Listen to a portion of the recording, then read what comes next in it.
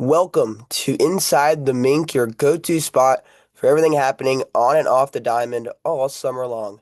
Today we have our third ever interview. I'm excited to introduce Byler Reither from Frontier Community College and heading to Southeastern, the redshirt sophomore. Ryan, a pitcher from Joplin, Missouri, attended Joplin High School and played for the Jefferson City Renegades last year. Let's begin. How was the year as a Mink player? My first year with the Renegades was really good. I performed pretty good. We played pretty well. But, besides the actual baseball part, everything coming into it, everything was just amazing. I had a really good host family. I had a really good time with them. But, everything leading into the actual game, everything around it coming together is really cool to see. Fans are always there. Coaches are amazing. It's just a great experience through everything. Then kind of take us through what are some of your favorite parts playing for the Jefferson City Renegades and in the Mink League? Um, One of my favorite parts is playing as a Jefferson Renegade was the little dance that you do in between Okay. the sixth inning or the seventh hmm inning.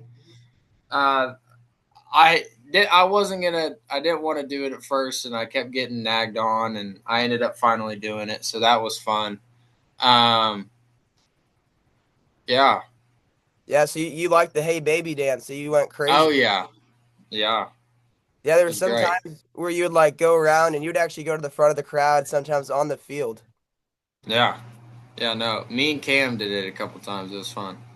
So kind of like that serious vibe. Obviously, you're competing at the end of the day in baseball, but how do you kind of still have fun because it isn't like spring ball, it's a different kind of vibe. Yeah. You know, it's just a game.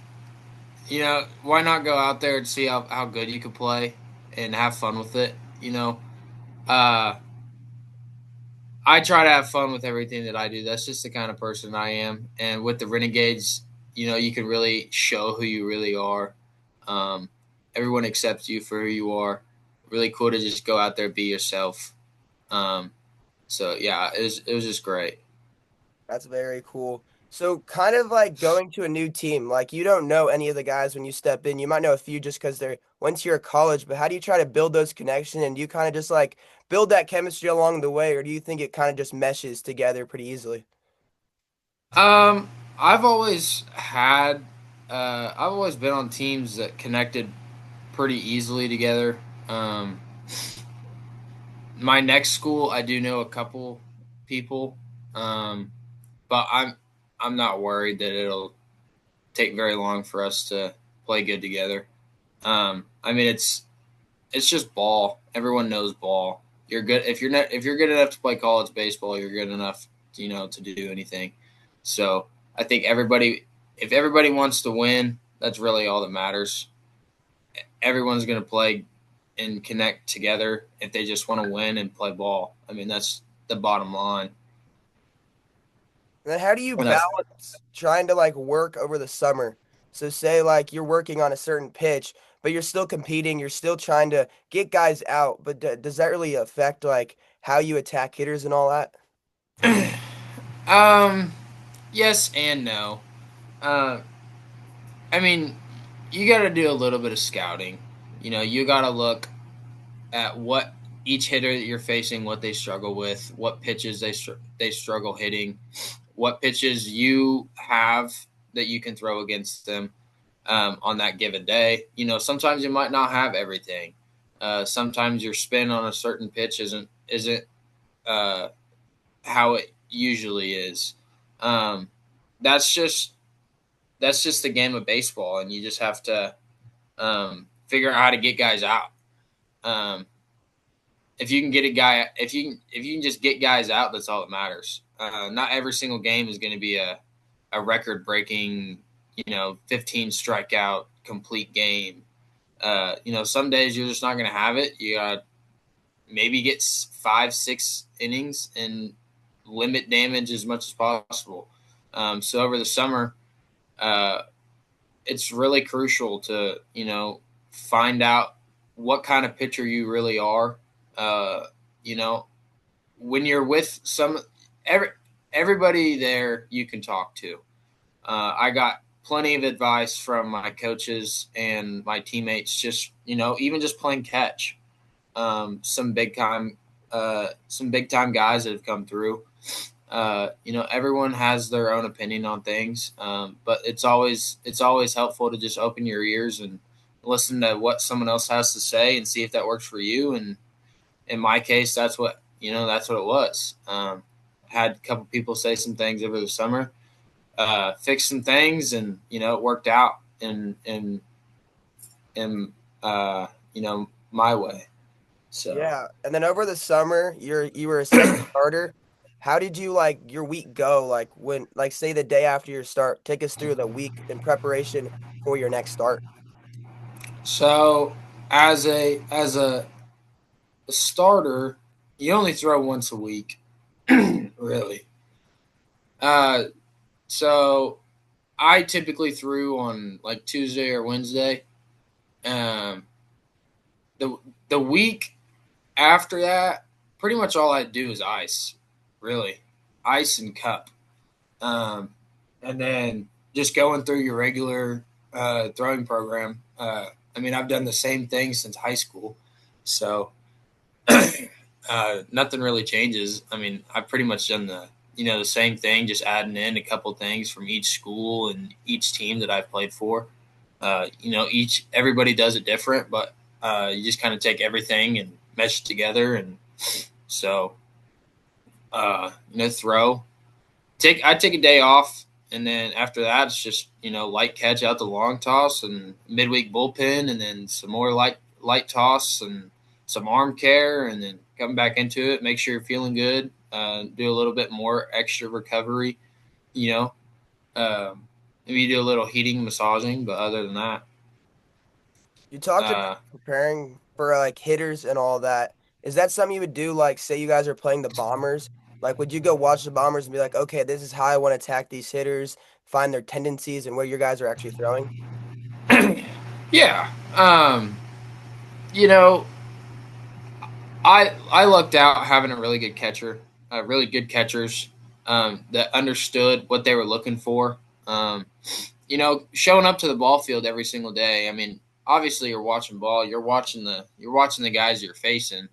Um, first game, the opening game. Obviously coming into it, you don't really know a whole lot about anybody, and then after that, you pretty much start to figure out who you're looking for, what these certain guys struggle with. That just comes into scouting and just watching, going to all the games, and just watching each person swing and how they react to certain pitches in the box, and that's just all it is.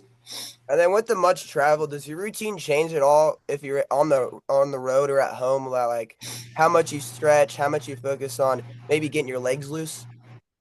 Uh, it depends. Some ballparks have uh, areas that you can do more stuff. Some places they don't. It all comes down to doing what you can with what you have. Um, they're just trying to get your body right is as fast as possible. You know, um, doing everything slow, making sure you have your body right to be able to throw a game. Uh, but just doing everything you can with what you have. I lucked out. I only had to throw one game. I think that wasn't at home. That wasn't at home. I only threw one game away. 2 games away. Sorry. And so every single game that I threw was at Jefferson. So it was pretty much the same thing every single time. And then you strung many good performances over the year, and then you immediately brought that into spring ball. You had single season records, inning record, strikeout record. You were second in the country in Ks. You had a single game strikeout record and the ERA record, and that's just the beginning. You had a first team all conference, first team all region, and a Gold Glove. Did kind of the Mink League kind of prepare you to kind of propel you to take off this year in spring ball? Oh yeah. Um, last, last year at my old college, I didn't really know what kind of pitcher I wanted to be. Didn't really, I didn't know if I was going to be a starter. Didn't know if I was going to be a reliever. And coming into the summer, I only had 3 pitches. Coming out of the summer, now I throw 6. So the summer, it truly changed what kind of pitcher I truly was. I found myself over the summer, found out who I was. But then again, I worked hard for it over the summer. So, uh, work hard and get rewarded. So, lucked out, and uh, it just kind of all came together. It just kind of clicked. So it was great. So now we're gonna do the only segment I have on this show. It's called the rundown. You have 30 seconds to answer as many questions as you can answer. So without further ado, you ready? Okay. Alrighty.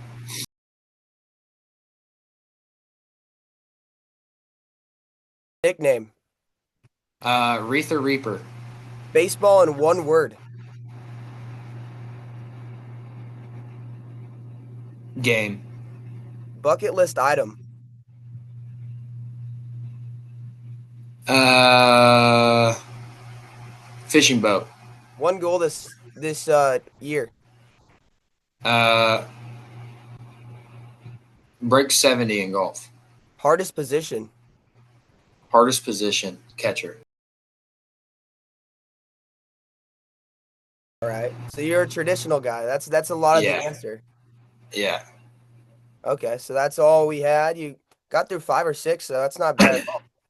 Perfect.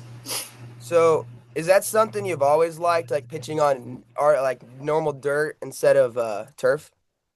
Well, I'm biased. I In high school we had a turf field. Southern we had a turf field, and then Jefferson Renegades was an all dirt, and then my old college was also all dirt. And I didn't start playing good until this summer in my new college. So both dirt fields. So I'm just gonna take it as I play better on dirt fields. Okay, that's Yeah. interesting. So kind of taking you through now, kind of going back to the summer, what kind of keeps you driven all summer long? You have the long bus rides, you have many things that kind of can prohibit good performance, but you find a way to succeed. What are some things that keep you alive? Dude, it's the teammates, it's the bus rides, it's the karaoke on the bus rides, it's the poker after a win.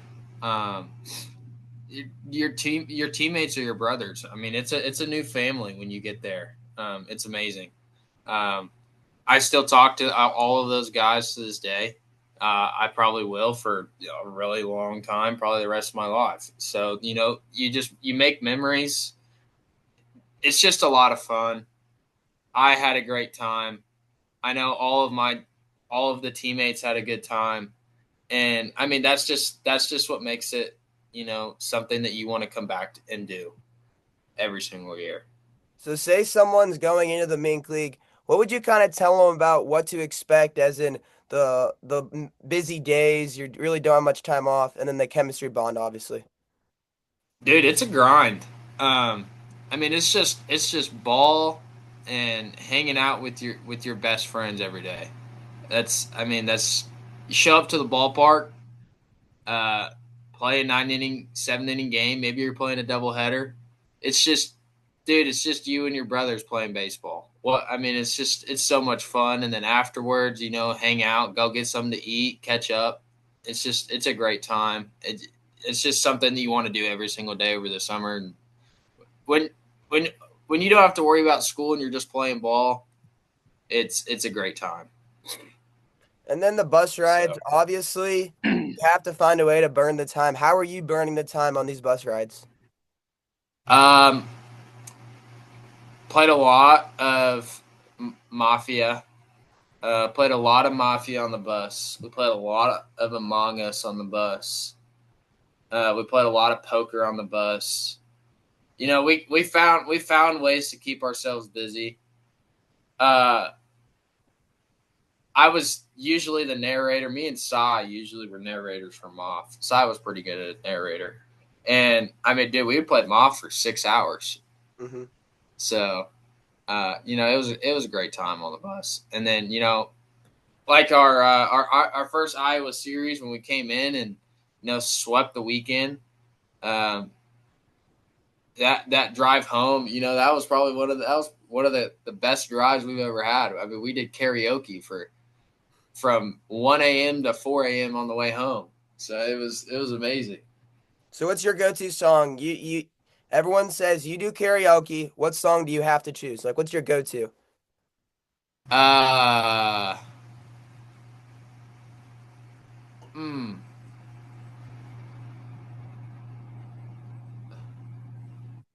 That's a tough I'm one. thinking of. I'm thinking of the name. Uh,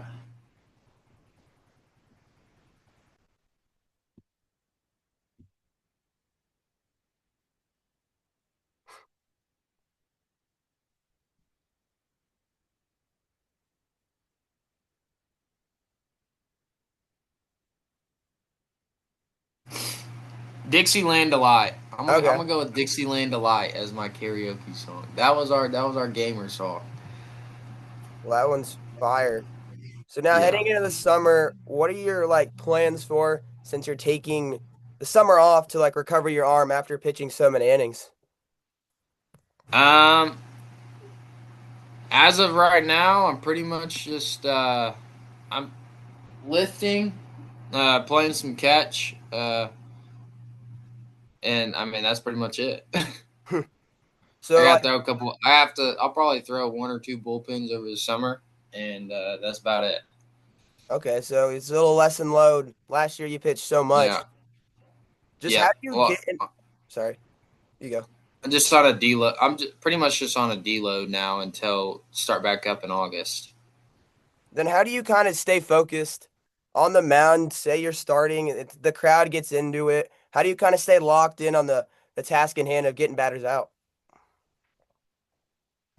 Dude, when the crowd gets into it, and each team's getting into it, um, I mean, it's just a different feeling on the mound. Your adrenaline goes through the roof, and I mean, you truly don't see anything but just the glove. I mean, that's all you see.